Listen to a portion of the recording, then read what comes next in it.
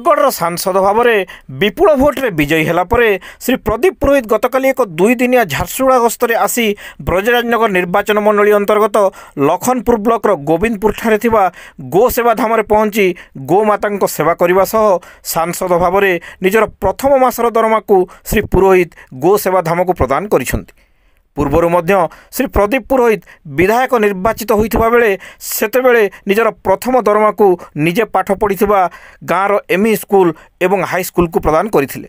सेहीपरि विधायक थिबा बेले सर्वश्रेष्ठ विधायक विवेचित होई पाइथिबा पुरस्कार राशि को मध्य पार्वतीगिरी सेवाश्रम को प्रदान करथिले। गतकाली पूर्वाह्न श्री पुरोहित नागरिक परिषद सभापति पीताम्बर मिश्र, बीजेपी नेता चकानंद शाह, हेमकुमार खमारी, निमाई साहू, विश्वजित षडंगी समेत बहु समर्थकों सह गोसेवा धाम में पहुंची गोसेवा धाम को परिदर्शन करने सह परिचालना कमिटी सह अंचल समस्या नहीं आलोचना करथिले। सेठारे से गोसेवा धाम को 1 लाख टंकार चेक प्रदान करथिले। गोसेवा धाम दायित्व में थिबा पवित्र विश्वाल, तरणी विश्वाल, गौरव भोई, प्रमोद विश्वाल प्रमुख सांसदों ठारू चेक ग्रहण करथिले।